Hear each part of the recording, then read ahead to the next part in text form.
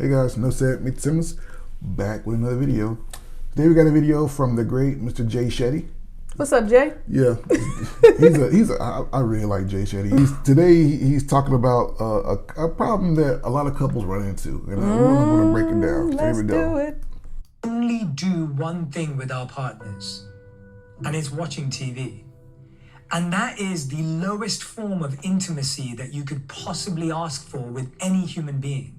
If you and I watch TV together for 200 hours a year, we would potentially be no closer than we were before. I have this pyramid of intimacy, and entertainment's on the lowest rung of the ladder. But that's what the majority of couples are doing. So if we're only watching TV together, I promise you that relationship is not growing. It's actually falling apart slowly, and you have no idea. Well, I have a question for you when you're ready. okay, what you got? Is it wrong to watch TV with your spouse? Oh no, not at all, not at all. We have certain shows that we watch together, and I really enjoy our time that we spend together. However, I think what he's getting at here, and I want to preface this. There's nothing wrong with watching TV with your partner, having shows you watch together. I think it's actually really healthy. However, that cannot be your only form of intimacy, and I think that's what he's trying to say here is that for a lot of couples, and I've noticed this, that's their only real form of intimacy is sitting in the room, a dark room together, watching a show, and then that's kind of it. There's no, other forms of intimacy. So, what do you think about what Mr. Shetty said here?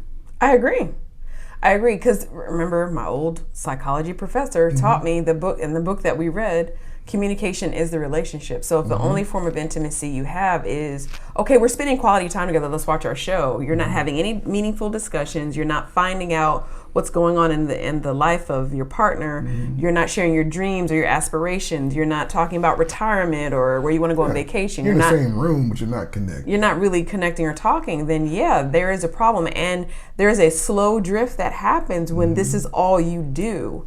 You've got your friends, your friend group knows more about what's going on with you than your actual spouse at this point, when all you do is just watch or do some form of entertainment together. Although that's fun, that's a part of it, but it shouldn't be the sole crust it shouldn't be. And intimacy. I think when you think of intimacy, and the pyramid of intimacy, I probably need to look that up, but I think when he's saying the lowest form of entertainment, that's what most people do. And this is why everybody wants to go to a 5-star restaurant and all this stuff. And I really hate this thing that we fall into where a lot of people, I've seen this a lot, like, you gotta have date night, you gotta have date night, you gotta have date night. Well, date night usually consists of people going to the restaurant and talking about the kids. They don't really connect, and I think that's a bad way to tell that to young people, especially the young people that got married that have small children. Intimacy is much more than just going and sitting in a restaurant. It's touching each other. It's being each other's presence. For us, reading a book together or talking about a book that we read together or things like that, or finding different ways to connect. I think we've done a horrible job of telling people how to connect on an intimate level because we're disconnected as a society. We're more intimate with our devices than we are with each other.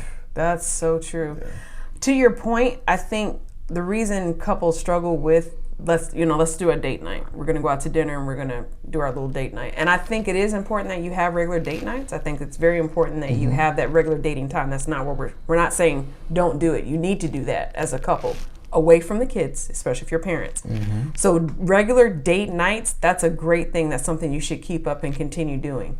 The problem is most people don't know how to properly date. You didn't know how to date when you were courting each other in that dating phase. And if you understand that dating is a fact-finding mission, you are trying to find out information, intel about the other person so that you're trying to see, when you're dating, compatibility. People are more concerned about whether you're going to the Cheesecake Factory or not than they are. Yeah, I don't want to go to Applebee's on my date, or I don't want to, whatever your list is. I know we can't. Take your behind to a park and find out what's going on with this man, what's going on with this woman, and get some coffee and sit down and hush. Or I just want to sleep with this person without finding out who this individual is. And then when you get in the middle of a marriage and you're like, well, let's just watch our show together, because we didn't properly date, we still don't know how to find out good intel about each other. How can we grow together? And before you know it, you're 10 years in a marriage and you're like, that spark that fire, that passion is now waned. It's gone. Yep. It's because you haven't been doing the work as far as growing together. And it's not just, well, let's just go on a trip and it'll fix everything on a trip. Let's just go on vacation together. That's one moment in time. That's a weekend. That's a week that y'all have together. But I'm talking about the Monday through Friday, every day, Saturday, Sunday, the 7 days a week. We need to be growing and communicating in a way that brings us closer together, not wedge us apart. Yeah. And I think, you know, that goes back to like how you got together. A lot of people just got together because the sex was good. A lot of people got together because the money was right. Or financially it made sense. Or money was right, her body was right, you know, she got pregnant or whatever. There's a lot of different reasons why. But if you're going to do this for long term and you're going to make it like we have for 23 years, there's a lot of in between. A lot of work to do. There's a lot of work to be done, and you have to commit to it. And it can't just be some self-fulfilling thing where everything's about me and what I want and everything. Now, there's so much of that going on back and forth, and I hate it because people are suffering because of it. Yeah. The social media driven expectations where we going on a trip every month, and you know I don't have to. I'm gonna get a maid. No, I don't. Just crazy stuff. Like I just don't understand it because we've grown together. We've grown up together. We literally have grown up together. And everything that we have is ours. Yeah. It's not just this whole thing. And so I think people are delaying marriage longer. And so the longer you delay something, the more expectations you have. I like that, babe. Yeah. I like you. I like you too. But I love Jay Shetty. I think he has some really good ideas. But this is a really good video. Yep. I like it. I think we should do more from him. Yep. But for now, that's enough said.